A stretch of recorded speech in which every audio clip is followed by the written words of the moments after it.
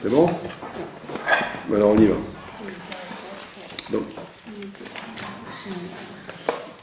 la fois d'avant, on a vu la bracha de Baruch Shama, qui commence ce qu'on appelle les psukei de Zimra, les versets de louange.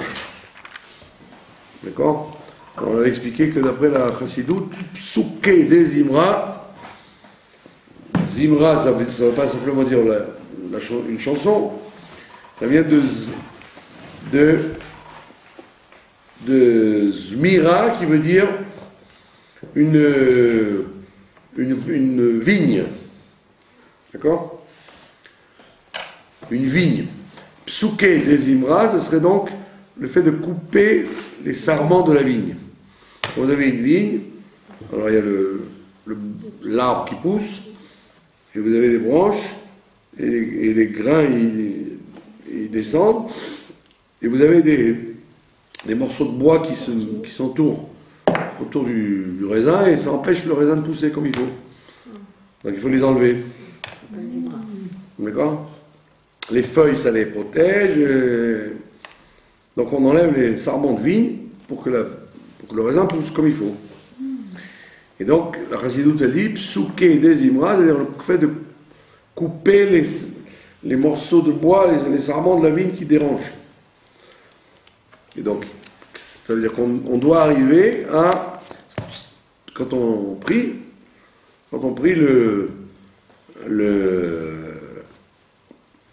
on veut s'envoler, on veut monter. On est bloqué par toutes les idées qu'on a, par toutes les comment on appelle ça, les pensées étrangères qui empêchent la prière. Donc il faut les enlever pour arriver au Kriyat Shema et à la Hamida en ne pensant qu'à ce qu'on fait.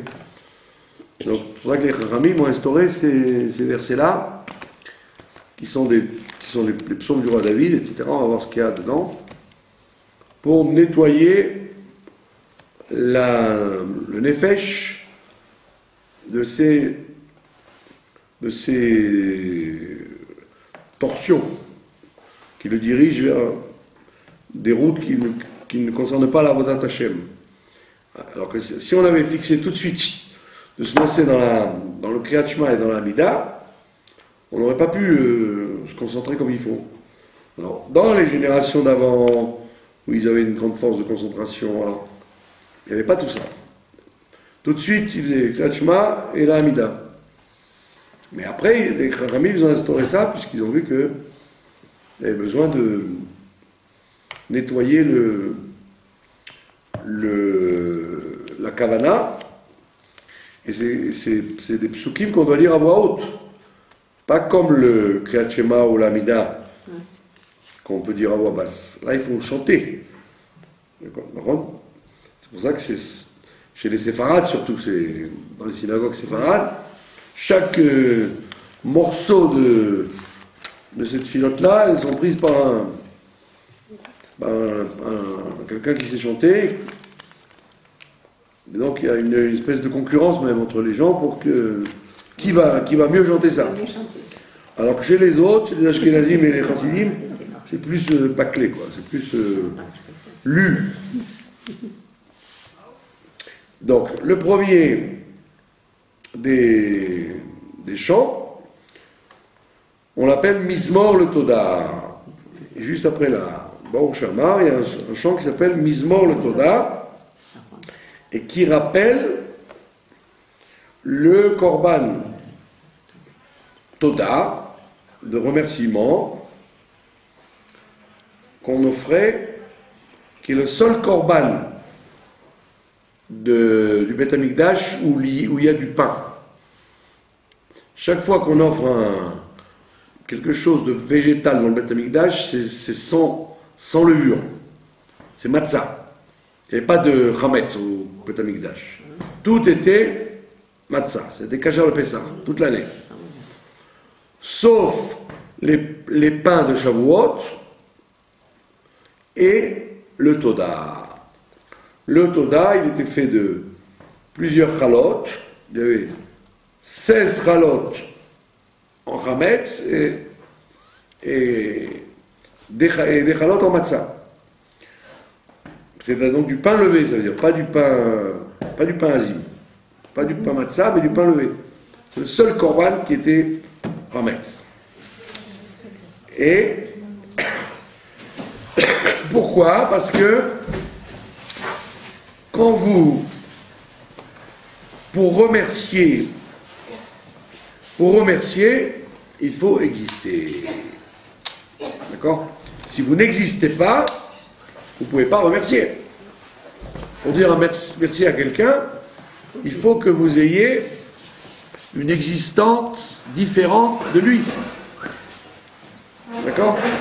Donc le Toda exige une existence. Or, la matzah représente la non-existence. D'accord? Il n'y a pas de levure dans la matzah. Donc c'est un pain qui est le pain de l'humilité, le pain du non-être. Alors donc on vous dit, il faut, si tu remercies Dieu, il faut exister. Donc c'est pour ça que le Toda était fait de pain normal et pas de pain azim. D'accord? Alors ce misement-là, on le dit tous les jours, sauf le Shabbat. On ne dit pas ça le Shabbat. Lequel? D'accord? Lequel? D'accord? Donc, misons le Toda. Psaume de reconnaissance. Ariou Hashem kol haaretz, que la terre crie. Trouot, ça veut dire des cris. Des cris de louange. Trouot, c'est quand vous dites épipi pour hein, c'est des cris de louange. Ariou Hashem, criez à Dieu toute la terre. D'accord? Ivdou et Hashem besimcha. Voilà une phrase très importante. Servez Dieu dans la joie. Bo'u lefanav birnana. Présentez-vous devant lui dans l'allégresse. Comme on l'a dit déjà plusieurs fois, en français il y a un mot pour dire la joie. En hébreu il y en a 7. D'accord? 7 mots qui correspondent à 7 façons dans la joie. D'accord? Vous pouvez vous pouvez être heureux d'une délivrance, vous pouvez être heureux que le soleil brille, vous pouvez être heureux d'avoir bien mangé. Chaque situation de joie, elle est marquée par un terme différent en hébreu. C'est ce qu'on dit au mariage. Gila, Dina, Gila, Dila, Gila, Rina, Ditsa, Vechedva, Ava, Varva, Shalom, Vereut. On emploie différents termes pour parler de joie. Ça sonne, Simcha, etc. Et donc chaque fois qu'on emploie un terme, c'est pour dire une certaine façon dans la joie. D'accord? C'est pas la même joie quand quelqu'un n'a pas de problème et quelqu'un qui en avait un qui l'a plus. C'est deux joies différentes. D'accord? Quelqu'un qui attendait quelque chose et qui est venu, ou quelqu'un qui a eu peur de quelque chose et qui n'est pas venu. Donc, chaque fois, c'est une joie différente. Donc là, il vous dit, Bo'u lefanav birnana, venez vers lui, birrenana, ça veut dire avec une joie où on danse, quoi. La renana, c'est une joie où on en vient à danser. Deu ki Hashem ou Elohim, sachez que Dieu, Hashem, Dieu, c'est-à-dire celui qui est au-dessus des limites, ou Elohim, mais il est aussi la limite. Ça veut dire qu'on vous demande de croire dans la Hashgacha Pratit, dans la providence de Dieu. Que Dieu, il n'est pas simplement Hashem, il est Elohim aussi. Ou Asanu, il nous a fabriqué. Velo Anachnu, ça c'est dans la tradition du Tanakh, il y a ce qu'on appelle le cri et le ktiv. Il y a le verset tel qu'on l'écrit, et le verset tel qu'on le lit. Donc on écrit d'une certaine façon et on le dit d'une certaine façon. Or, dans le pasouk, il est écrit Velo anachnu avec un aleph. Donc il nous a fait Velo anachnu et pas nous. C'est pas nous qui nous sommes faits. D'accord? Alors ça, on écrit comme ça, avec un aleph.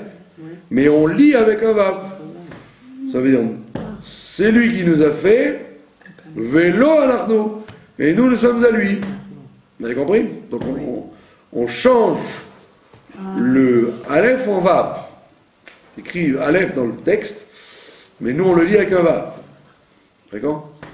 Donc c'est lui qui nous a fait, et nous sommes à lui. Mais là, à nous sommes. À lui nous sommes.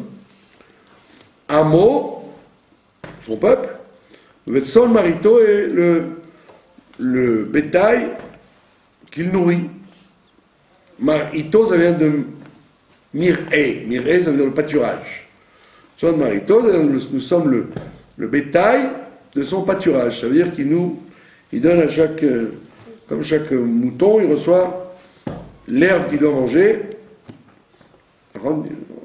Et le berger s'occupe de ça, que chaque animal, il mange ce qu'il doit manger. Donc ça veut dire que mon Dieu, il s'occupe de pratit. D'accord? Le mir'e. Le bon Dieu dans cette histoire-là, il est appelé le berger, et nous sommes appelés le bétail. Et donc dans le bétail, chaque agneau, chaque mouton, chaque brebis, elle a sa nourriture. D'accord?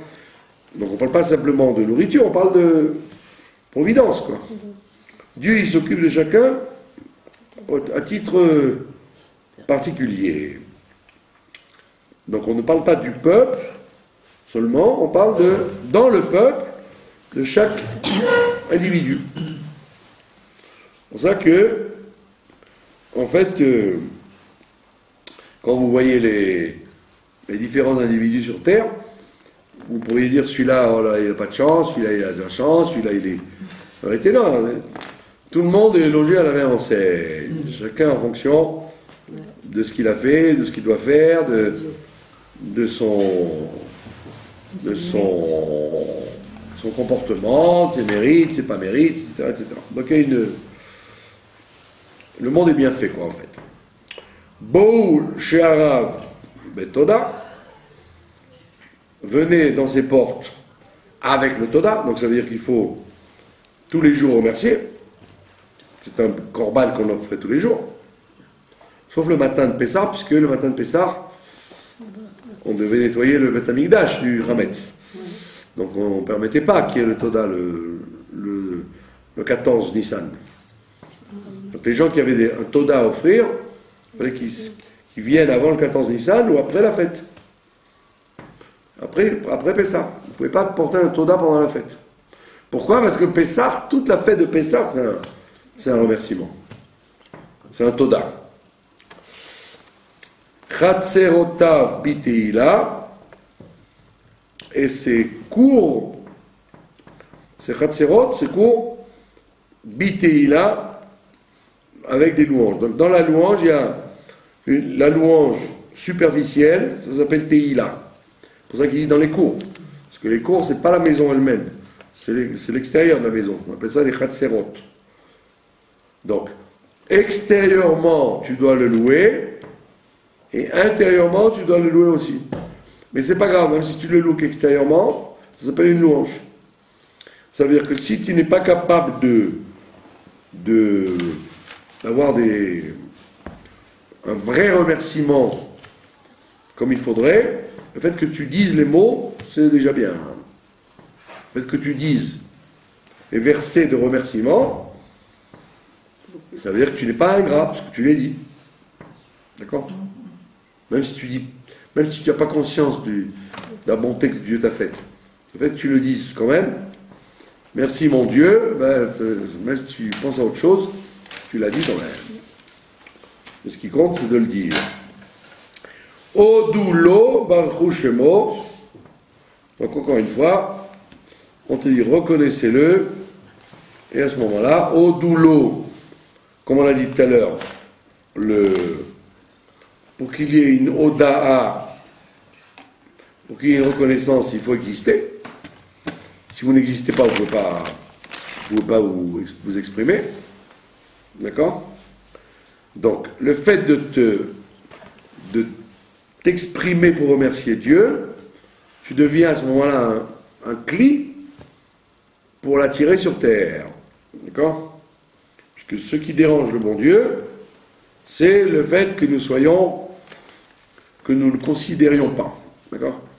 Soit révolté contre lui, soit avec lui, soit comment on dit, enflammé ou froid, c'est pas grave. Mais il faut qu'il y ait une conscience, il faut qu'il y ait un rapport. Et comment on appelle ça en hébreu? Nitiachasut. D'accord? Ben oui, quand un homme et une femme, par exemple. Qu'est-ce qu'il y a de pire dans une relation humaine? C'est l'olitiachas, c'est que tu ne t'occupes pas de la personne. C'est ça avec des enfants, avec ses parents, avec sa femme, avec ses voisins. Il faut être mitiachas, même si c'est un rapport froid, bonjour, bonsoir. C'est-à-dire que la personne existe quand même. D'accord? Donc il te dit, ça c'est donc la Oda, le fait de reconnaître Dieu, c'est une fête d'être heureux, c'est le fait d'avoir un rapport avec lui, quoi.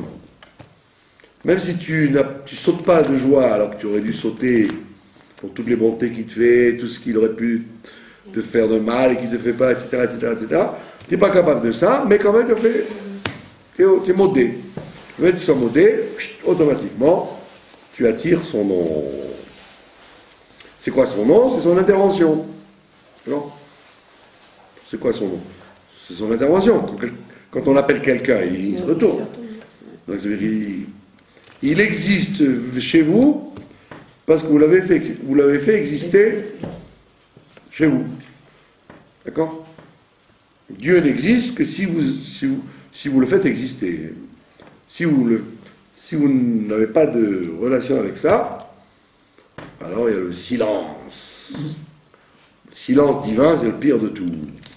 D'accord? Donc, comme il disait Elie Wiesel, il disait on peut être avec Dieu, on peut être contre Dieu, mais on ne doit pas être sans Dieu. Voilà. Fais ce que tu veux, même énerve-toi avec lui, ou critique-le, fais ce que tu veux, mais au moins reconnais qu'il existe. D'accord? Donc c'est ce qu'il te dit. Odulo, Baruchemo. Dès que tu le reconnais, eh ben tu l'attires à intervenir vers toi. Kitov Hashem, parce qu'il est bon. Leolam Chasdo, et sa bonté est éternelle aussi. Pas seulement qu'il est bon, mais qu'il ne bouge pas. Il est bon, mais il intervient en faisant du chesed. Ve'ador vador, emunato, et de génération en génération, et sa foi, la foi qu'on a en lui. D'accord? Après, on passe à des psukim, des versets qui ne sont pas un texte tout seul, qui sont un amalgame de versets tirés des psaumes, des chroniques, du Chumash, des proverbes, un ensemble de versets. Et ce morceau-là s'appelle Yehi Chevod. Voici l'honneur, que l'honneur de Dieu soit donné pour toujours. D'accord? L'honneur de Dieu soit donné pour toujours. Alors vous connaissez la blague, ou vous ne la connaissez pas. Il y a une blague qui dit, on a vu ça, il y a une discussion s'il faut commencer par Odou ou il faut commencer par Baruch Shama. Vous vous rappelez? Alors les Ashkenazim commencent par Baruch Shama, après ils disent Odou. Les Sfaradim et les Chassidim, ils commencent par Odou et après ils disent Baruch Shama. Donc ces discussions, dans toutes les synagogues d'ailleurs, donc si vous rentrez dans les synagogues où vous entendez dessus Baruch Shama, c'est que c'est une synagogue ashkénaze. Si vous entendez Odou, c'est que c'est une synagogue sfaradique ou chassidique. Il dit ça, c'est la marloquette. Mais dès qu'il s'agit du kavod, ça tout le monde est d'accord. Dès qu'il s'agit de l'honneur, ça tout le monde s'est mis d'accord de le mettre là.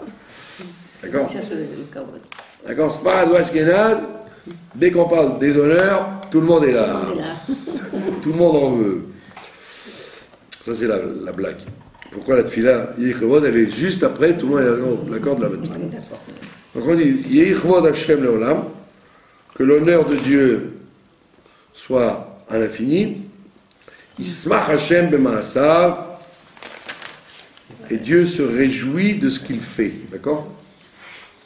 C'est intéressant, ça, quand vous faites quelque chose, c'est connu, que quand vous faites quelque chose, dans vos mains, vous mettez votre humeur. Vous mettez votre humeur. Donc vous mettez votre... Comment vous êtes luné à ce moment-là, vous le mettez dans les mains quand vous faites quelque chose. D'accord? Il n'y a pas que chez le pianiste ou le... qu'on voit ça. Il n'y a pas que le pianiste qui va dans les mains mettre de l'énergie ou pas.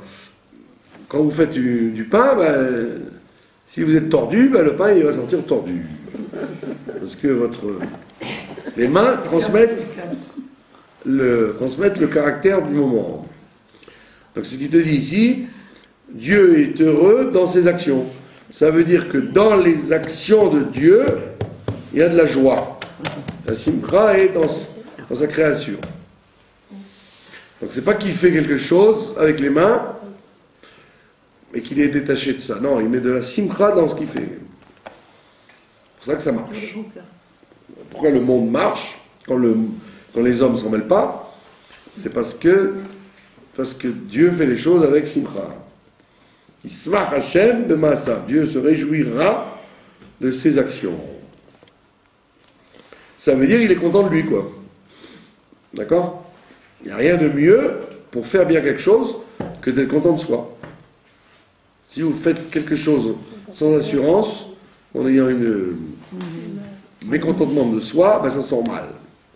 Il faut avoir de l'assurance. Comme le jongleur, etc. S'il n'est pas sûr de lui, il se prend la ras de la raquette dans la figure. Donc c'est la joie de faire la chose qui fait que vous la réussissez. D'accord?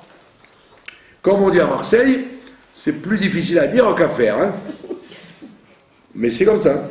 Quand vous faites une chose avec joie, la joie fait réussir la chose. Automatiquement. C'est comme ça, un ouvrier, quand l'ouvrier il arrive tordu, il va faire du travail, il va vous réparer de travers. Alors s'il est de bonne humeur, ça passe bien. Et ça, on l'apprend d'où? De Dieu. Dieu se réjouit dans ses actions. C'est la raison de la calligraphie. Comment on voit la calligraphie? Parce que comment vous êtes, vous écrivez. Yishem Hashem Mevorach, que le nom de Dieu soit Mevorach, on a expliqué 1000 fois, Mevorach ça ne veut pas dire béni seulement, ça veut dire attiré dans ce monde-là, Mevorach. La Shon Avraham. Mais Ata, depuis maintenant, mais Ata, ça vient du mot et, qui veut dire l'instant. Et, ça veut dire l'instant. Ou Me'ata, depuis maintenant, Me'adolam, jusqu'à jamais. Mimizrach Shemesh Admevo, depuis que le lever du soleil, Mimizrach Shemesh, Mizrach, ça vient de l'Isroar, qui veut dire poindre. Où est-ce que le soleil pointe? Eh bien à l'est. Donc on appelle ça Mizrach. C'est l'endroit où le soleil pointe à l'horizon. Mimizrach Shemesh, du lever du soleil, Admevo, jusqu'à qu'il ait fini son voyage. Meoulal Shem Hashem, le nom de Dieu est toujours loué. Ça veut dire pas comme les idolâtres, ils croyaient qu'il y avait des influences différentes des dieux à chaque heure. D'accord? Comme ils disent là-bas à Sodome, quand il y a eu la destruction de Sodome, on dit que la ville a été détruite au petit matin, au moment où il y a encore la lune et on commence à voir le soleil. Et Rachi vous dit pourquoi? Parce que ceux qui adoraient la lune, ils auraient dit ah, si c'était en pleine nuit, ce ne serait pas arrivé. Et ceux qui adoraient le soleil, ils auraient dit ah, si c'était en plein jour, ce ne serait pas arrivé. Donc on a fait dans un moment où il y avait les deux. Donc c'est-à-dire que les idolâtres, aujourd'hui, c'est pas avec des astres qui sont idolâtres, c'est avec des phénomènes. Oui. Les idolâtres, c'est ceux qui croient que une chose particulière, c'est ça qui défend c'est ça qui fait la chose. C'est ce qu'on appelle l'idolâtrie. Si quelqu'un il est mort, si vous dites ah, si j'avais pris un autre docteur, il ne serait pas mort. C'est de l'idolâtrie. Parce qu'en réalité, non. Comme Dieu voulait le tuer, il est passé par celui-là, mais il serait passé par un autre, il aurait fait une erreur médicale aussi. Donc c'est pas le médecin qui l'a tué, c'est l'ange de la mort qui l'a tué. Et comme il fallait que ça passe par l'ange de la mort, il s'est servi de ce médecin, mais il aurait pu se servir par un chauffeur qui roule à 120 à l'heure, ou quelqu'un qui boit de la javel au lieu qui croyait que c'était du whisky. Il y a des milliers de façons d'avoir un accident ou de ne pas l'avoir. Vous comprenez? Donc c'est de l'idolâtrie de dire à telle heure il y a une influence, donc à telle heure c'est mieux, à telle heure c'est pire, à telle heure. Et non, ça c'est de l'idolâtrie de croire qu'il y a quelque chose de. Il y a des moments plus propices que d'autres, Vakacha, mais c'est pas ça qui doit jouer sur toi, quoi. D'accord? Si tu as un rendez-vous important, tu ne vas pas commencer à consulter les astres pour savoir s'il faut l'avoir ou pas. Pense que c'est le moment propice et vas-y. D'accord? Donc là, il te dit, c'est-à-dire toute la journée, Dieu, il est louable. C'est-à-dire qu'il n'y a pas un moment précis où, comme Bilam, il avait calculé le moment où Dieu est en colère. D'accord? On te dit, perds pas ton temps avec ces trucs-là. Il y a des gens comme ça qui sont superstitieux, ce qu'on appelle superstitieux. Ils disent, ah, j'ai rendez-vous à l'avocat, si j'étais passé 1 heure avant, ça serait mieux passé que ça, tu vois. Je suis passé à 11 heures, j'avais été à 10 heures. Shtuyot ou mitzakvaniot. D'accord? Ça n'a rien à voir avec le temps, d'accord? Donc quand on vous dit cette phrase-là, vous dites, bon, d'accord, Dieu il est louable du lever du soleil au coucher du soleil, ok, mais c'est là, il est louable. Qu'est-ce que ça veut dire, il est louable? Ça aurait pu dire, il y a des moments où tu peux le louer, il y a des moments où tu ne peux pas le louer, il y a des moments où il t'écoutera, des moments où il ne t'écoutera pas. Tout ça, ça fait partie de ce qu'on appelle des emunot felot, des superstitions. Tefelot, tafel, des foi secondaires, des superstitions, on appelle ça. D'accord? Et le judaïsme, bon, Hachem, aujourd'hui on est plein, avec tous les babas et tous les admourim à 4 sous, qui tournent partout, là, qui vous disent ça c'est bon, ça c'est pas bon, change de nom, change de tête, change de truc, change de trottoir, change de. Ça n'a aucun sens tout ça. Fais ce que tu as à faire et fais-le bien, des coups d'âge, vas-y pour. Les ségoulottes n'ont rien à voir avec ça. Pardon? Les ségoulottes, elles n'ont rien à voir avec ça. La majorité des ségoulottes, comme vous dites, c'était valable à un moment donné, à une période donnée, à une population donnée. C'est des ségoulottes, comme on dit. C'est des ségoulottes, c'est-à-dire il faudrait être. C'est la cerise sur le gâteau, quoi. La ségoula la plus efficace, c'est de faire ce qu'il faut faire. Donner la Zdaka, prier le bon Dieu, puis la Torah et pas enquiquiner son prochain. C'est la meilleure ségoula pour être. D'accord? Pour avouer. Ben ouais, les gens ils cherchent des ségoulottes, c'est pour éviter d'affronter le problème en face. Bon, les ségoulottes, c'est bien aussi pour les synagogues, ça fait rentrer de l'argent dans les synagogues, vous voyez. Ségoula pour ça, ségoula pour ça, ségoula pour ça, c'est bien pour nous, parce qu'on fait rentrer de l'argent dans les choules. En disant aux gens, ségoula, ségoula. Puis les gens, ils aiment ça. Alors, au pire des cas, tu as fait la tzedaka. C'est la meilleure ségoula que tu puisses faire, de donner la tzedaka. Ça enlève toutes les mauvaises choses. Pourtant, il y a des très grands rabbins qui ont dévoilé certaines ségoulottes. Oui, mais qui vous dit que ces ségoulottes sont valables aujourd'hui? Et pourquoi elles ne le seraient pas? Parce que s'ils n'ont pas précisé que c'est tout le temps valable, vous perdez votre temps. Vous comprenez? Vous perdez votre temps parce que c'est... Pourtant, j'ai lu dans un recueil qui a été fait par une yeshiva Mekoubalim sérieuse de Rav Mordechai Sharabi de Shiloh, la rue Shiloh. Et ils ont dit c'est des ségoulottes qui sont par le Hida, c'est pas n'importe qui. Je n'ai pas dit que c'est n'importe qui a fait les ségoulottes. Je vous dis c'est. Oui, j'ai compris. Le temps, elles sont éternelles. Voilà. Si elles sont bonnes. Non, mais c'est perdre du temps. S'occuper de ça, c'est perdre son temps. Perdre son temps. Il faut pas se fixer là-dessus. Il faut être pas shoot. D'abord faire l'essentiel. Ne faire que l'essentiel. Ne vous occupez pas du reste. C'est pour faire marcher le business, les ségoulottes. Laissez tomber les ségoulottes. Il y a plein de choses qui sont des ségoulottes.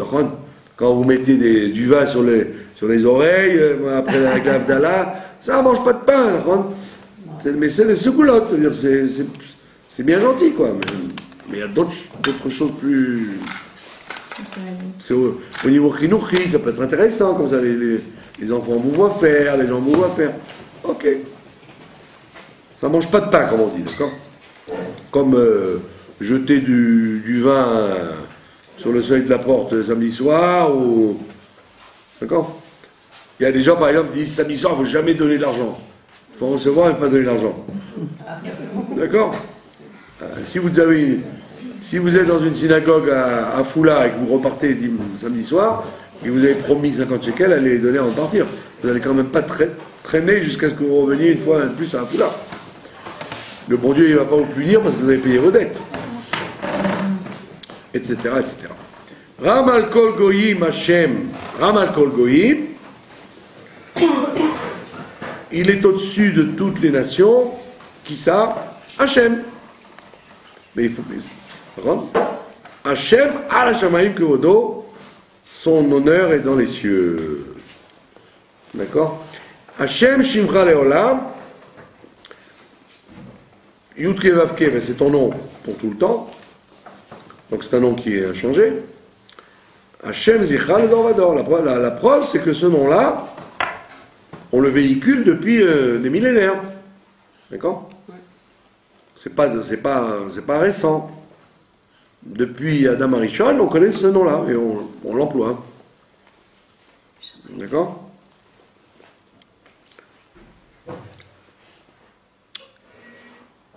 Alors, cette formule de Hashem Shimcha Leolam, Hashem Zichra le Dorvador, c'est la reprise, c'est le remake de la formule Dieu avait donnée à Moshe avant la délivrance d'Égypte. Quand il lui a dit, dis-moi, quand ils me demanderont qui je suis, qu'est-ce que je dirai? Alors il lui a dit, Ze Zichri Leolam, Ze Shmi Leolam, Ze Zichri le Dordor. C'est mon nom pour tout le temps, c'est mon souvenir de génération en génération. Donc, ici, on a repris, dans les Tehillim, le roi David a repris la même mantra. Son nom est pour toujours, comme il a dit, Zeshmi le Olam, Zezichi le Dordor. Ici, c'est Hashem Zichara le Dorvador. Vous voyez, la même chose. Ça veut dire que c'est un nom clé de Géoula. C'est un nom clé de Géoula, cette histoire-là. Hashem Shimcha le Olam, Hashem Zichara le Dorvador. Hashem Bashamayim Echin Kiso. Dieu dans les cieux a instauré son siège, ou Malchoto Bakol Vashala, mais il dirige tout en bas. Ça veut dire, les projets divins, ils sont dans le ciel, mais les réalisations sont sur la terre. Ismechu hashamayim etagel haaretz, que les cieux se réjouissent, mais tagel haaretz, c'est que la terre soit dans l'allégresse. Cette formule-là, les gens ont cru pendant des siècles que c'était un truc poétique, joli, quoi.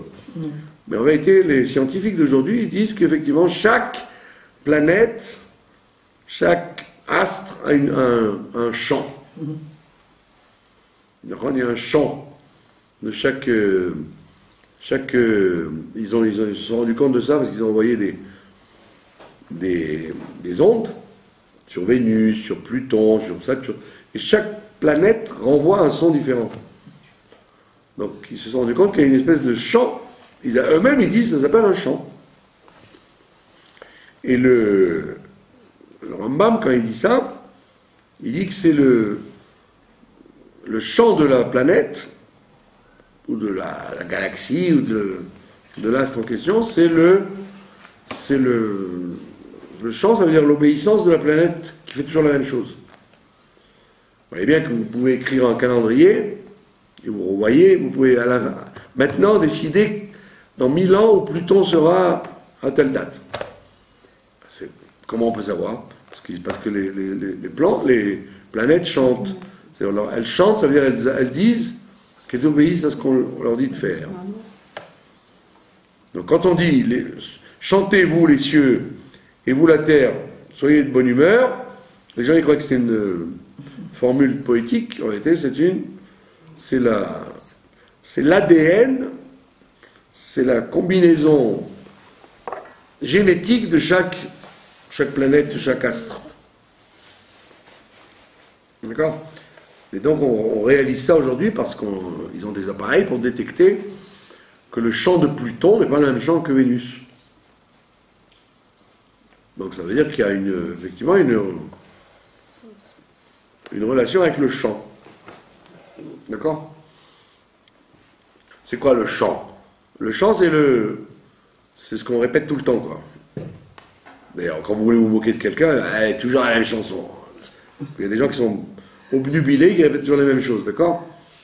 Alors, c'est la même chanson, pour moi, la même chanson. Ça veut dire que c'est comme ça que vous le définiriez. Si vous voulez définir, vous direz, bah, voilà, c'est là. Comme les gens, ils disent, à l'époque, ah, vous parlez des Mashiach? Ah, bah, vous êtes le Baïbich. Bah, vous parlez des Mashiach, c'est votre chanson. Allez, vous parlez des Mashiach. D'accord? Donc, c'est-à-dire que chaque. Comme les sionistes, c'est la terre, chacun il a sa chanson. C'est quoi sa chanson? Ça veut dire que c'est le thème qui vous suit tout le temps, quoi. C'est ça la chanson. Donc, Ismeru Hashamayim Tagal Haaretz, Veyomru Vagoyim Asher Malach. Et les cieux qui sont joyeux et la terre qui se réjouit, eh bien, les deux ensemble vont dire au Goïm Hachem Malach, que Dieu a toujours régné. D'accord? C'est ce qu'a répondu l'autre fois un journaliste au président égyptien qui disait dans 10 ans, Israël va disparaître. Alors il a dit, vous n'avez pas étudié l'histoire, parce que dans l'histoire, c'est l'Égypte qui a disparu, et nous qui sommes encore là. Qui c'est qui a dit ça? Hein?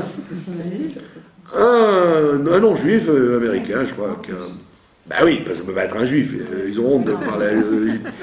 Il a répondu, il a dit, mais je ne comprends pas. Dans l'histoire, vous avez bien vu. Oui. L'Égypte, dans la Bible, c'est elle qui disparaît. Après, elle redisparaît au temps de Jérémie. Encore une fois, elle se fait exterminer. Et là, ils sont là. C'est fini, quoi. L'Égypte est en train de terminer. Un pays qui est en train de terminer, bien sûr. Ben ouais. Et lui, il disait, ben, dans 10 ans, on ne sera plus là. Il a peut-être. Il faut lui dire à lui que Dieu a toujours existé, que l'histoire restera l'histoire. Et quand tu t'appelles l'Égypte, tu as intérêt plutôt à te calmer plutôt que de t'énerver. Parce que tu finiras mal, et c'est ce qu'on voit maintenant. Les gens ne se rendent pas compte, mais c'est fini. C'est une catastrophe dans Hachem. D'accord? Donc il te dit, Donc vous les cieux et vous la terre, dites au Goïm que Dieu a toujours régné. Ça veut dire, comme Dieu il a la même chanson, ce qu'il raconte, ça sera toujours la même chanson. Hachem Melech Hachem Olam, Hachem Melech Hachem Malach, Hachem Imloch L'Olam Baed. Fameuse formule que tout le monde connaît, qu'on a déjà prononcée avant. Que Dieu règne maintenant. Règne, ça veut dire il dirige. Et il a toujours dirigé, c'est pas nouveau. Et il continuera à diriger. Donc il y a une permanence. Hachem Melech Olam Baed. Dieu règne tout le temps. Et si vous voulez, le fait qu'on répète ça tous les jours, c'est pas que tous les jours on l'oublie. Sinon on répéterait qu'une fois par an. Ou une fois dans la vie. Si tous les jours on fixe ça, c'est que dès que vous allez vous coucher, hop, il faut remettre une dose. Le lendemain, il faut remettre une dose. C'est-à-dire qu'on a la mémoire courte. On a une mémoire de 24 heures. Avdu Goïm Me'artso, il a su faire disparaître les nations de sa terre. D'accord? Ça veut dire que tous les gens, tous les corps étrangers à la terre disparaîtront d'ici. D'accord? Pourquoi les Palestiniens ils veulent reprendre cette terre? Parce que tous les peuples qui étaient là, ça a foiré. D'accord? Tous les peuples, depuis les Romains, quand ils sont venus ici, ils ont été chassés d'ici, les Romains. Parce qu'il n'y avait plus rien à manger. Dès que les Juifs ne sont pas là, ça devient un désert. C'est vrai, remarquez. Hein. Après, il y a eu les Byzantins, après, il y a eu les Croisés, après, il y a eu les Ottomans, après les Anglais, les Français. À chaque fois que vous mettez quelqu'un qui n'est pas le peuple juif, ça ne peut rien donner. Il y a un rejet. Maintenant, ces gens-là, que les gens appellent les Palestiniens, mais qui n'existent pas, ils disent, bah tiens, ça marche, ça fleurit. Donc maintenant on le veut ce pays, alors qu'à l'époque ils ont figé complètement autant les Jordaniens. Ils n'ont pas compris que si on est là, ça marche. Si on n'est pas là, ça redevient du désert. Alors, vous voyez bien à Gaza. Quand on était au Gush Katif, c'était tout verdoyant. Dès qu'on est parti, ça fait 8 ans bientôt, il n'y a toujours plus rien. Et le monde entier ne critique pas ça, vous voyez. Ça ne dérange pas le monde entier. D'accord? Donc ça veut dire qu'il élimine les étrangers de sa terre. C'est un phénomène inéluctable. Hachem Efir Ratzat Goïm, Dieu a brouillé le conseil, le projet des nations, d'accord? Le projet des nations qui est toujours de nous casser les pieds. Et ni marchovot amim, et il refuse les idées des nations. C'est-à-dire que les nations, elles ont toujours la même volonté de nous détruire, et chaque fois, Dieu il fait une afara, il dit c'est annulé, c'est une formule annulée, et une formule refusée. Parce que vous auriez pu dire, comme les mots ont un poids, quand on parle, on fait des anges. Et ces anges, ils accusent, ou ils défendent. Donc vous auriez pu dire, tout ce que les goïms disent, il arrive quelquefois que c'est vrai. D'accord? Alors vous auriez pu dire, si c'est vrai, ça prendra effet en haut. Et si ça prendra effet en haut, ça peut se réaliser en bas. Alors il te dit non. Il dit, les prières que les gens de bonne volonté font, elles restent. Mais les projets d'égoïme pour faire du mal, ils peuvent avoir un succès un certain temps, mais après, ils retombent. C'est comme des vœux qu'on annule. Quand vous avez fait un vœu, que ce vœu s'annule, ben, les mots ne veulent plus rien dire. Ça va, ça s'efface. C'est ce qu'il est en train de dire ici. Et ni marchevot amim, il refuse les idées d'égoïme.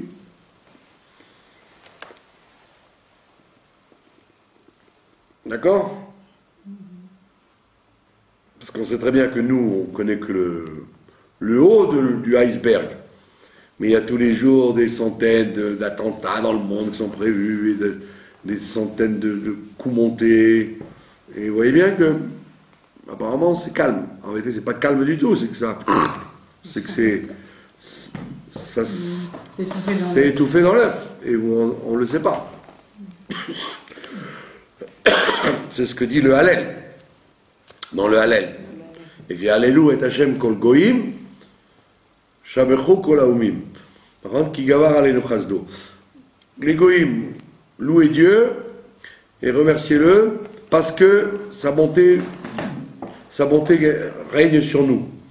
Les commentaires disent que ça peut leur faire aux goïm de louer. Ils vont faire des louanges parce que sa bonté est sur nous. Qu'est-ce que ça peut leur faire? Il dit non, parce que nous, on s'en rend pas compte. Mais eux, ils peuvent louer parce qu'ils savent qu'ils ont préparé des trucs et ça a foiré parce que Dieu est avec nous. Mais eux, il n'y a qu'eux qui s'en rendent compte. Mais vous en rendez pas compte. Vous marchez sur des mines et vous rentrez à la maison, vous n'êtes même pas rendu compte que c'était des mines. Vous avez compris? Donc ça, c'est un truc qu'on répète tous les jours pour dire toutes les mauvaises idées que les nations peuvent avoir, c'est déjouer à chaque instant. Et donc les paroles négatives n'ont pas de suite. Et là maintenant on parle aux Juifs, maintenant on dit Rabot, Machashavot, Belevish. L'homme a beaucoup de pensées dans son cœur. D'accord? L'homme a beaucoup de pensées dans son cœur. Vatsat Hashem itakum. Mais c'est la décision de Dieu qui se réalisera. C'est-à-dire que l'homme, il peut avoir. D'accord? C'est pour ça qu'il ne faut pas se casser la tête dans la vie. Quand vous vous levez le matin, vous dites, voilà, je vais faire ça, je vais faire ça, je vais faire ça. On va de marcher à votre Belevish. Tu peux avoir des milliers de projets, des milliers d'organisations de ta journée. C'est Tzad Hashem Itakum, c'est Dieu qui décidera. Quand il y a la grève du tramway au moment où tu sors, ou si tu tombes dans l'escalier, tu peux toujours avoir préparé à l'avance des tas de projets. Donc tu dois t'imprégner de cette idée-là, que toutes les pensées que l'homme peut imaginer, elles sont très fortes dans le cœur, mais en réalité, c'est qui va trancher, c'est le Tout-Puissant. D'accord? D'où la nécessité d'être toujours à l'affût des décisions divines. En disant, moi je pense faire ça, maintenant, si le bon Dieu ne veut pas, C'est Dieu. si le bon Dieu ne veut pas, ou qu'il a un autre projet pour moi, c'est bien aussi.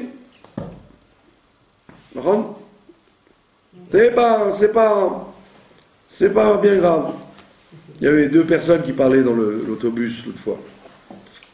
Alors, l'un il se plaignait qu'il n'avait pas de parnassa, qu'il manquait de tout.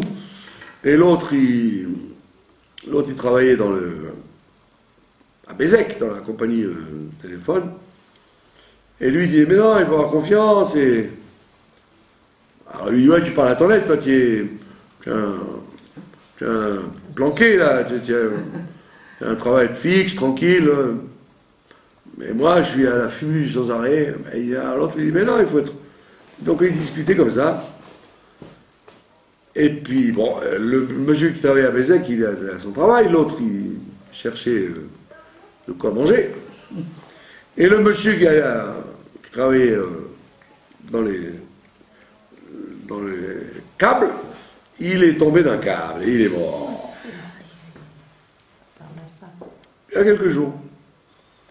Alors l'autre, quand il a entendu ça, il a dit, mais c'est incroyable, lui il me faisait des leçons de morale pour avoir confiance en Dieu. Moi je peux plaigner.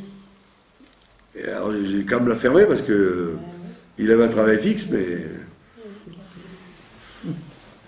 allez comprendre. Ouais. Jeune monsieur, voilà, il est parti du matin chez lui et il est pas retourné. Donc tu peux toujours t'imaginer que il y a peut-être des projets qui ne sont pas les mêmes, quoi. Je vous ai raconté une fois qu'un jour ici, il y avait un type, il me dit à demain, Alors je l'ai fait comme Lucien Jeunesse. J'ai dit, si vous le voulez bien et si Dieu veut. Il m'a dit, oh, ça va. Il m'a dit, ça va. Et il est mort, il est sorti, il est mort. Le lendemain, il n'est pas venu, hein. J'ai dit, qu'est-ce qui est arrivé? Il m'a dit, mais vous ne savez pas qu'il est mort. Ben, j'ai dit, heureusement que je lui ai dit si Dieu veut, il n'a pas voulu me dire si Dieu veut.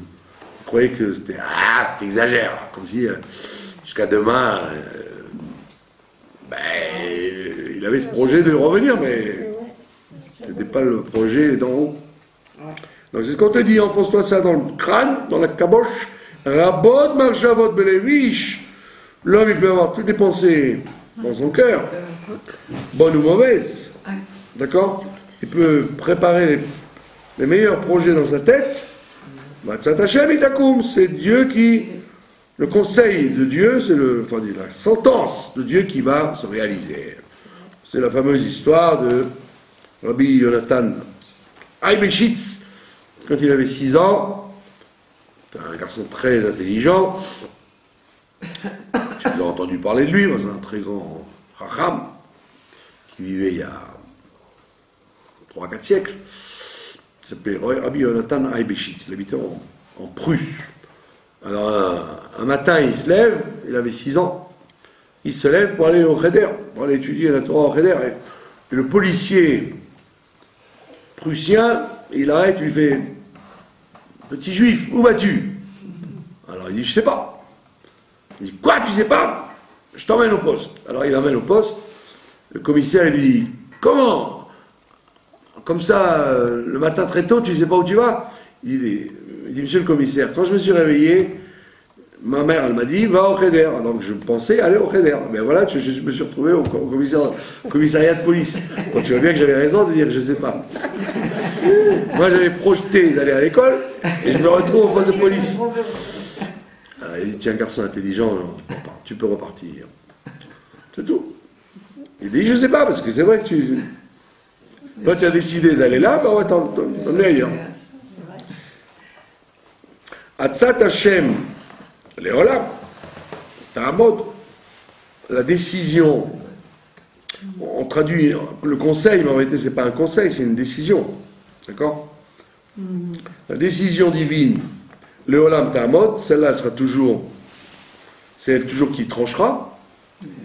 D'accord? Ça veut dire, comme on dit vulgairement, tu peux monter et descendre. Tu peux monter et descendre.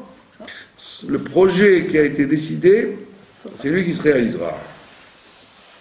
D'accord? Donc toi tu fais, je t'admets, tu fais semblant, mais ne mets pas tous tes œufs dans le même panier, hein, parce que peut-être que ça va pas du tout marcher comme toi tu as pensé. D'accord? À tous les niveaux, quoi. Tu dois être comme un oiseau sur une branche. Comme on dit en hébreu, gamiche. Tu dois être élastique au maximum parce que tu n'as aucune certitude de rien à chaque instant. D'accord? Tu ne peux avoir un projet que pour les 30 secondes qui suivent. D'accord? Marchevot libol d'Ovador. Et donc, qu'est-ce qui se maintient? C'est les pensées de son cœur. Du cœur de Dieu, si on peut dire. Les Dorvador, dans chaque génération. Qui ou Ama Bayi, parce que c'est lui qui a parlé Bayi, et ça a eu lieu. Le fait qu'il ait parlé, ça s'est exécuté. Hu Tziva Vayamot, il a donné ordre, et c'est ça qui s'est maintenu. D'accord?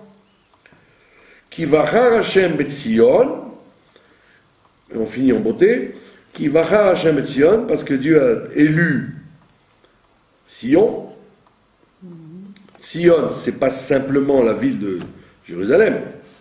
Sion, c'est ce que la Chassidoute explique, c'est la Neshama profonde qui est spécifiquement juive. On appelle ça Sion. C'est la Shon Tsioun, c'est un point. C'est le point de judaïté qu'il y a chez chacun, que Dieu a choisi. Et pourquoi il a choisi? Parce qu'il est fiable. C'est la sécurité de l'humanité, quoi. la conscience du bien que chaque juif a en lui. Il va le mot Shavlo, et il a espéré se servir de Tzion comme Moshav, comme endroit d'installation pour lui. D'accord? Vous connaissez le jeu de mots. Bon, à l'époque, il y avait Tzfat.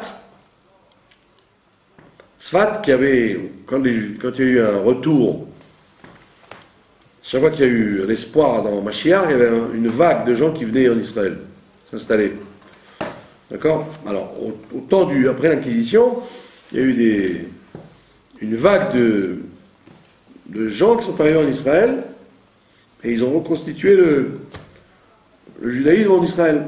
Avec le Harizal, le Al-Shir, le El-Kabetz et Rabbi Yosef Karo, enfin, tous ces gens-là, se sont installés et la ville de Tzfat a pris une plus grande ampleur que Jérusalem. Et quand vous lisez les lettres, quand vous prenez l'alphabet, le Aleph, vous le remplacez par le Tav, le Bet, par le Resh, ça s'appelle Atbash.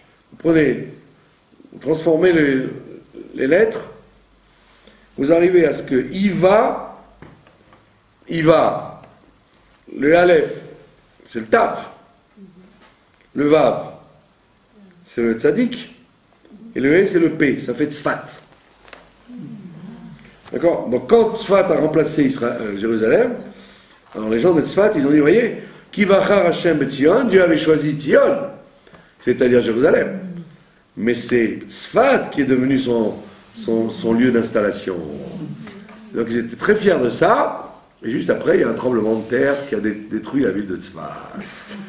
Et ils ont compris que t'amuses pas à vouloir faire la compétition avec Jérusalem. Donc cette phrase-là, elle a plu pendant des années. Ils disent, ah, tu te rendais compte, il va le mot Shavlo, c'est Tzfat qui est devenu la nouvelle Jérusalem. Et donc, oui, ça a été un petit instant, puis après il y a un tremblement de terre, et quand tout a été détruit, les gens parce que c'est sur la route séismique. Quand ça a eu lieu, les Chachamim se sont interrogés, et ils ont dit parce qu'il fallait laisser Tzfat comme la ville de la Kabbalah, de la mystique, de ce qu'on veut, mais qui ne pourra jamais remplacer Yerushalayim. D'accord? D'ailleurs, la preuve, c'est qu'il y a plus de fous à Jérusalem, vous êtes d'accord avec moi? En général, plus elle a une force spirituelle, et plus il y a des fous. À Jérusalem, c'est au moins la moitié de la population qui a du jeu dans la direction. Donc ça vous prouve bien que Jérusalem est irremplaçable. Donc, qui Yaakov Bachar Loya, parce que Yaakov a été choisi par Yudke, Dieu a choisi Yaakov, pas simplement les lieux Tzion, mais la personnalité de Yaakov. Israël Isgulato, et Dieu se sert d'Israël comme sa Ségoula, voilà. La vraie Ségoula, comment on dit la Ségoula, le fétiche, l'objet mystérieux, miraculeux, ben c'est nous. Israël, c'est la Ségoula du monde. D'accord? La Ségoula du monde, c'est-à-dire que où vous mettez des Israël, des Juifs, eh ben vous mettez la bracha, l'intelligence, la révolution, le mouvement, quoi. Quand vous les enlevez, c'est le néant. C'est le néant. Israël Isgulato. Qui lo yitosh Hashem amo, parce que Dieu n'abandonnera jamais son peuple. Venachalato lo ya'azov, et son héritage, c'est-à-dire nous, lo ya'azov, il ne le quittera jamais. D'accord? Veo rachum, celui qui a pitié, Yechaper avon, il pardonnera les fautes. Velo yashrit, et il ne détruira pas. Veirba le hashivapo, et il continuera à retenir sa colère. Ça veut dire que même si on énerve Dieu par notre comportement, il se retient sans arrêt parce qu'il nous aime et qu'il a confiance en nous. C'est pas parce qu'on est bourré de défauts qu'on ne fait pas ce qu'on doit faire quand même. Donc il retient sa colère. Le lo yahir kol chamato, et donc il ne déclenche pas toute sa colère. Il faut qu'il y ait un peu de colère, un peu de poivre comme ça de colère, pour que les gens ils aient un arrêt. S'il n'y a pas de colère du tout, alors les gens ils foncent, ils brûlent les feux rouges, ils n'ont peur de rien. Donc il faut qu'ils aient un peu de colère, d'accord? C'est l'énergie qui fait bouger les choses. Et on finit avec une somptueuse phrase: Hachem Oshia, Dieu délivrera, Amelech, le roi Yanenu qui nous répond, Yom Korenu, quand nous l'invoquons. Vous voyez, donc cet ensemble de psukim, c'est pour se donner de l'entrain dans les psukim de Zimra, avant les fameux versets des Teilim qui finissent le livre des Teilim, Ashrei, etc., qui sont l'essentiel des psukim de Zimra. Voilà. Pas de questions? Pas de questions. Merci de votre attention.